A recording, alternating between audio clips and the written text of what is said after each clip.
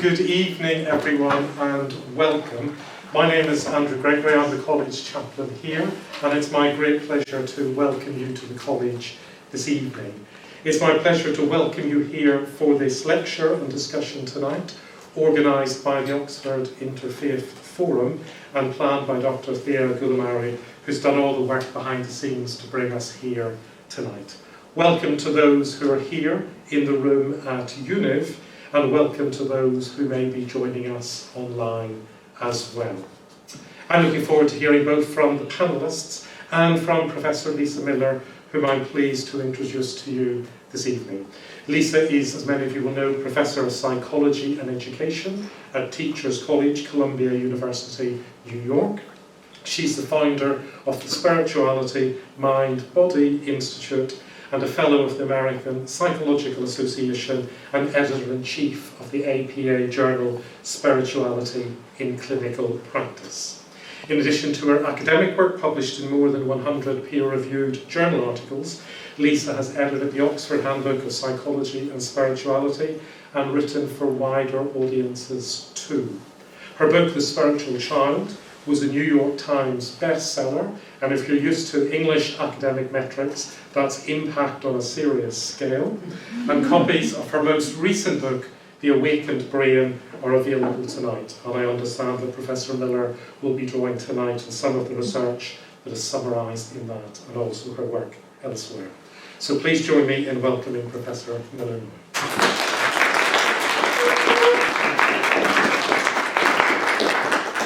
Thank you for the gracious introduction. Chaplain Andrew and Dr. Thea, thank you for bringing us all together. The Oxford Interfaith Forum is doing something that is changing academia. You are among the catalytic hubs, and we are all working together to transform education, scholarship, and the points at which we convene in field formation to seed a more spiritual society. And I'm very honored that the Boysters are here. Bob Boysters, head of the Fetzer Institute, a very, very generous and foresighted institute that has seeded much of our work and work around the world to create a more loving society. To my colleagues, this is a great moment. My greatest joy is to share the science, which is the science of a universal, innate, natural spirituality with which we are all endowed, and then hear how this mirrors this body of science, that which we have known for thousands of years in our rich world faith traditions, as well as through fellow scientific models. So I look forward so very much to our discussion. I'm going to share with you today a body of science that didn't exist 25 years ago, but it has rapidly burgeoned, particularly in the past 15 years. And it is indeed a science on a human capacity for spiritual life, the realization of this capacity, and if it is so strengthened, how it is absolutely tidal wave changing onto the rest of our lives. Welcome. I'm going to share with you this science as it attacks a problem, and it's a problem that we face at universities around the world. There has never been a time in post-industrial global culture where we have encountered rates of suffering at the level we do today. The rate of addiction, the rate of depression, the rate of death by suicide has never been as high amongst post-industrial global culture. And at the very same time that we've seen a sharp escalation in these diseases of despair, we've seen an equally sharp decline in family faith observance, personal spirituality, and indeed the two go hand in hand. How did we get here? Well, 40 years ago, in the good attempt to be inclusive, many countries, certainly the United States and to a large extent much of UK and Europe, took religion out of the public square. And with that, it was an attempt to be inclusive. We actually became radically exclusive. We lost the rich and powerful voice of spiritual and religious pluralism. And so too, in dismissing religion from the public square, we threw the baby out with the bathwater and we lost spiritual life in the public square. 40 years is long enough for someone to grow up, have a child who grows up, and is a student at your door. And while this is true at universities around the world, it is equally true at all institutions to receive young adults, the military, entry-level jobs. So while it is not specifically the problem of any single institution, collectively I think we have what we need to resolve it. And it is in this body of basic science that I invite you as leaders in your own professional range of expertise to regard this as one more tool, as perhaps, as has been done by the US military, a lens through which to understand the core composition of every young person, an embedded skill, to make meaningful change, as Dr. Thay brought us together today to do here now. So, what's the difference between spirituality and religion? In a non-conversant public square on the topic, there's often a lot of confusion. And in fact, I can give a talk for an hour, and if I don't hammer this point up front by the water cooler, I'll be asked, now tell me again, what's the difference between spirituality and religion? This is a foundational point. And if you ask a scientist what's the difference between spirituality and religion, a scientist will say religion is a gift of our parents and grandparents, our community. It includes sacred text, ways of getting to the transcendent, ways of seeing the immanent. It is 100% environmentally transmitted. Spirituality is innate. Every single one of us on earth is born with an innate human capacity for spiritual life. Science gets even a little bit more precise about that. Well, define spirituality. And a scientist would have to say, all told, we are not theologians. We don't define spirituality. But we are very good at using our tools, whether it's an MRI study, a genotyping study, an epidemiological study, to identify threads of lived human spiritual life that are highly impactful on the rest of our lives, to examine the etiology, the pathway into threads of lived human spiritual life. That is what a clinical scientist can bring to this discussion. So I certainly do not define spirituality, but I share with you in aggregate 20 years of science that identifies exactly how it is that lived human spirituality flourishes, changes the rest of our lives, and what we can do to support this. Here's the docking station. This is the neuro-docking station, if you will, of spiritual life, of lived human spiritual life. These are broad and pervasive regions represented in red of cortical thickness. The cortex is processing power. Thick cortex, more processing power. And in particular, this was an article published in JAMA Psychiatry in 2014. What we see are regions of strength amongst people with a sustained spiritual life over 8 years. Now, if someone was to look only cross-sectionally, I've just found my way into a greater spiritual life. We could catch that in the functional MRI, how their brain's working today. But this is structural MRI. These are structural changes in the brain, structural architecture in the brain that we see in people who say, my personal spiritual life is highly important to me over 8 years. But we do not see merely cross-sectionally at only one point in time, which suggests that living day in and day out from a spiritual stance, whether it's through prayer and meditation, whether it's through good works, right action, is associated with strengthening, if you will, strengthening the spiritual core, by way of analogy. Now, these very same regions are not thick but thin in people with recurrent major depression, suggesting that sustained spiritual life may be neuroprotective against recurrent depression. We sent this off to JAMA. We got a great review. They sent it back, but all science gets better through the peer review process. And what folks at JAMA, the blind reviewers, said is, tell me what a red brain today says about life a year from now. And indeed what we saw was that cortical thickness across the regions of the awakened brain are associated 1 year out with decreased levels of depressive symptoms. Prospective evidence that sustained spiritual life may be neuroprotective. So spirituality is innate. It is our birthright. But if, by way of comparison, if we look at the capacity to use our neurodocking station and how it might be strengthened over time, to what extent is this innate capacity sensitive to sustained prayer and meditation, service, connection to one's higher power? What we find is that as compared to other innate capacities, our use of our spiritual life is a particular impact onto its formation. All of you are very bright. You were born bright. IQ is 60% heritable, 40% environmentally formed. Temperament is about half and half, whether we are introverted or extroverted, whether we are laid back or more tightly wound, half and half. So I'm a parent. I have 3 children.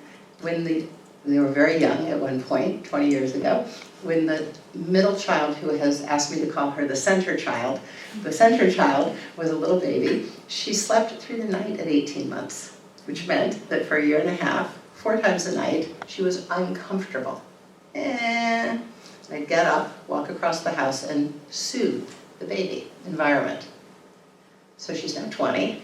She sleeps through the night.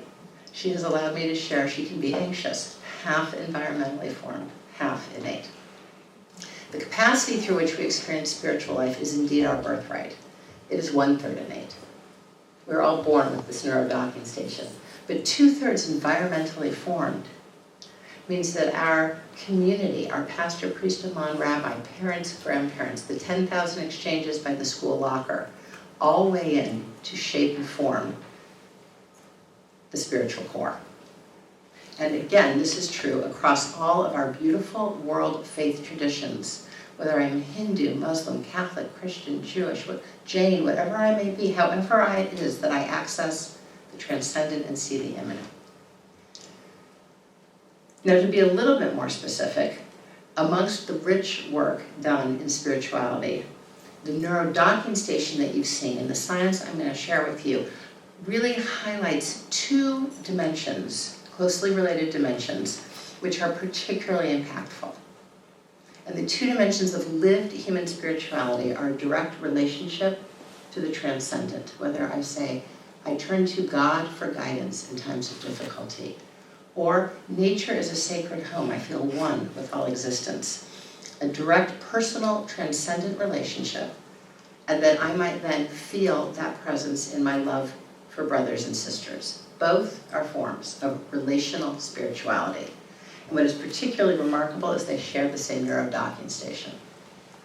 The same seat of perception through which I feel God's presence is the same seat of perception through which I feel the godliness in you. And that is not a statement of biological reductionism. I call it a neurodocking station. Neuroscience does not know how the brain works. We don't know if it is an antenna that catches consciousness, and we don't know if it's a reification of consciousness. For a long time in the 20th century, we thought it was a machine that produced thoughts, like an auto line, right? So, but we do know the correlates. And we do know that the neurodocking station through which we feel the transcendent relationship is the neurodocking station through which we feel the sacred in our love for one another. So let's get back to the problem. The pandemic amongst Gen Z is suicide. The pandemic amongst Gen Z are the diseases of despair. How can this be helpful? Well, traditionally we have diagnosed the individual. He has depression. She has depression and addiction. She is at risk for suicide. But when, as of September, 48% of 18 through 25-year-olds in the United States reported at least a clinically moderate level of a disease of despair. That means it interfered in their life. It gave them pain. They were unable to function. 48%, then it makes more sense to think ecologically. What is in the air and water of our culture that is making them? What is the tidal wave pulling under our young adults? And how are those who are doing well amongst the same conditions? So here's where I hand the roadmap of science to you. Indeed, we are born with an innate spirituality. But if the public square does not offer the 2/3 embrace, the rich cultivation of the neuroseat of transcendent awareness, then it can lay atrophy. It simply does not develop as it might if it were in an environment of relational spirituality. Here's where hope is not an aspiration, but it is empirically grounded, empirically driven, and written into how we are wired. 18 through 25 is part of a growth spurt. It starts in puberty and it accelerates through adolescence into emerging adulthood, where our natural capacity for spiritual life burgeons. What is my meaning? What is my purpose? Actually, I don't mean, am I going to be a teacher or a lawyer? What is my purpose on earth with respect to God, the universe, ultimate reality, my grandparents who gave up everything for me? What is my ultimate purpose? And what is the ultimate nature of reality? These are very deeply held, hardwired questions because they are part of a surge. We can see through longitudinal twin studies over time a 50% increase in the heritable contribution to spiritual awareness, which means from the inside out goes a biological clock. And with the nagging of the head is equally a hunger of the heart for connection, illumination, the numinous, deep love. When this spiritual emergence, spiritual individuation, finding the me and not me of spiritual truth, what is my place on earth, my walk, and what is the nature of reality? When this is supported, the spiritual core is strengthened, as is done in every tradition on earth. Bar and bat mitzvah, the inipi, the sweat lodge, confirmation. We now have 20 years of peer-reviewed science that shows that as compared to everything else we have looked at in the clinical sciences, there is nothing as profoundly protective against the diseases of despair. A standard deviation above is compared to below the mean, and a tendency to say, I turn to God for guidance in times of difficulty.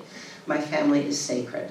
I feel at one with all life and nature. Daily spiritual awareness is associated with an 80% decreased relative risk of addiction, DSM addiction, to drugs and alcohol.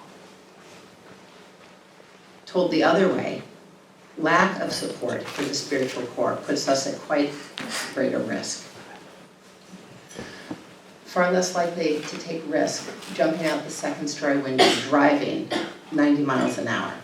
And in a study of studies, a meta-analysis where all good studies are rounded up into a single sample, there's a 62% decreased relative risk of suicide that goes up to 82%. This is our pandemic.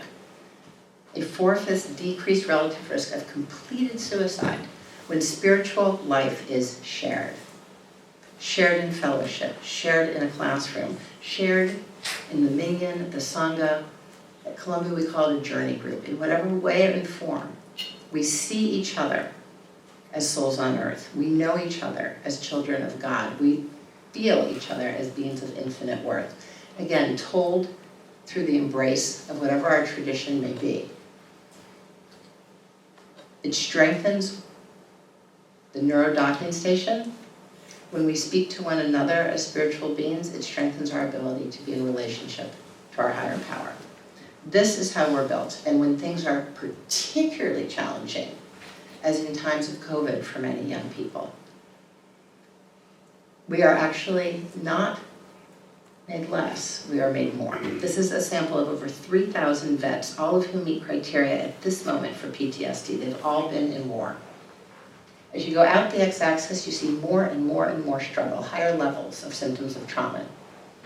Up the y-axis are units of growth. More struggle, more growth. More struggle, more growth, until we get so far out the curve that we need support to grow. Trauma is a gateway to spiritual growth. Trauma can be the start of a spiritual awakening. This was by Tsai, Tsai and colleagues. Tedeschi and colleagues identified the 4 factors to get up on the curve. Access to the experience itself, putting it in words and sharing it in a group. And then shining the light of spiritual awareness, transcendent awareness into that very experience. And then I saw that God had been with me all along. And then I knew we both could be forgiven. And then suddenly I realized God had been with me all the time. The profound reshuffling of meaning after 20 years of spinning round and round. The breakthrough has a foundationally spiritual process. The frame, if you will, of that treatment is foundationally spiritual. The U.S. Army is now using this science to reconfigure behavioral health so that there are now treatment teams with a psychiatrist and a universally trained chaplain. Post-traumatic spiritual growth. One example of how knowing the roadmap of science can transform how we help people. Suffering, depression, can often be seen as a developmental depression. Trauma can be seen as a knock at the door for post-traumatic spiritual growth. When we look at people who at mean age 26 on the other side of university say a very strong I have a very strong personal spirituality, they are 2.5 times more likely to have gotten there over the past 10 years through despair. Strongly spiritual people, people who say my spirituality is essential to how I walk through life, daily spiritual awareness. Over the past 10 years, how did they get there? Through the door of struggle. 2.5 times more likely to have been depressed to get there. I'm so interested in what our faith traditions have to say about that. That depression, despair, is actually a knock at the door for spiritual growth and awakening. That in fact, and to some extent, depression is the ignition, it is the start of a spiritual awakening. As we grow in puberty and emerging adulthood, again at midlife, and then as elders, there are 3 bridges where this is hardwired, this process. At midlife, how have I lived my purpose? What is not my environmental footprint, but my spiritual footprint on this earth? And as elders, what is the role we take in care to set things before we cross over? These are extremely important moments, and so too are life events. In addition to chapter breaks, the birth of a child, illumination. People will say, I didn't believe in anything, and then my son was born, and I knew there was something more. And of course, illness and crossing over, death. As we scrape the edges of incarnation, there are times of enormous spiritual growth. We are built for this. Despair is a knock at the door. It is part of the same process as spiritual awakening, developmental depression. And again, if I could tell you a bit more about these red brains were people who had a sustained spiritual life over 8 years after having come through a depression.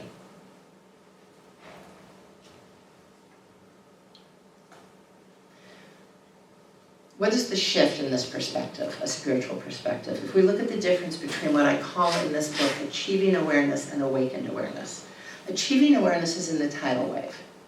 It's in the air and water of our culture. And it actually loads even more highly into highly resourced communities of opportunity. So I have a dear colleague, Dr. Sunya Luther, who for many years studied young people in poverty. And simply as a control group went out one day and looked at people with many resources and places of opportunity. And it turned out, to her shock and that of the field, that there were higher rates of addiction, higher rates of depression in highly resourced schools than in schools that had very few resources. So she looked under the hood and wondered why. She looked at the social ecology. She basically sampled from the tidal wave.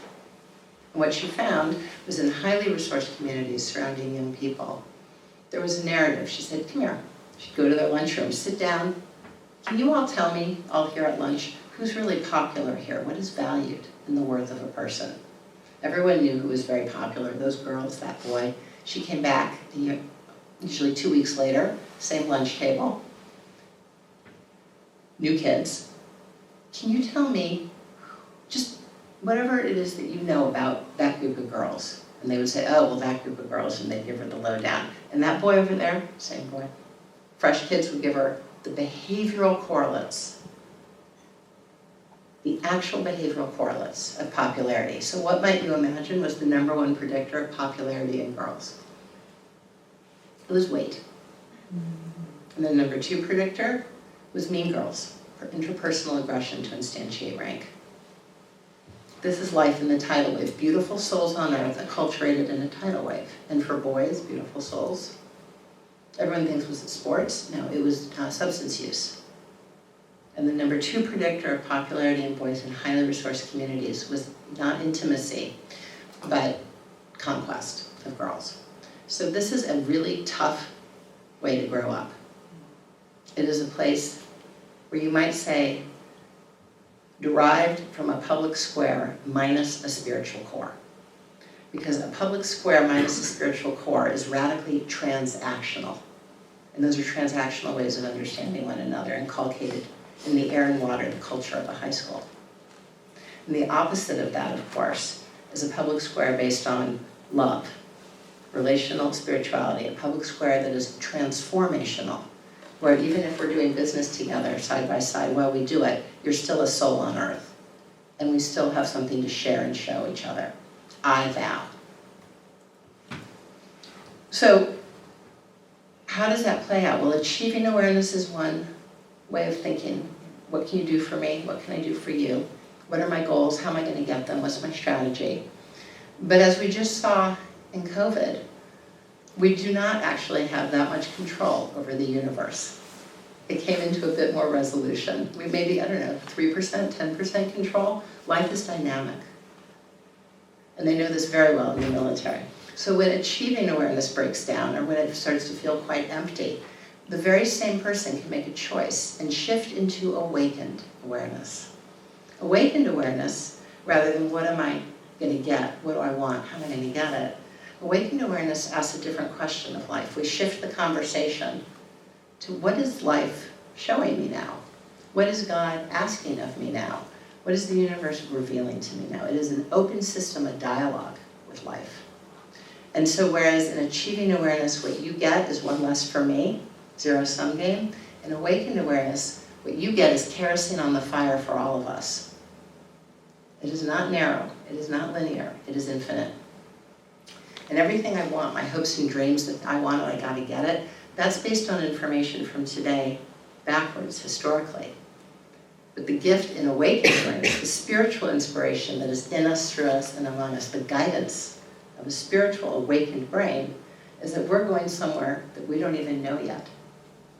So when I present this data on the difference between awakened and achieving awareness to college students, that you do have an opportunity to research, plan, and strategize. And it is always good to prepare. And as part of preparation, know that it'll most likely not go down that way. You have prepared to be ready to ask, what is life showing me now? What is life showing me now? Be an open system for guidance.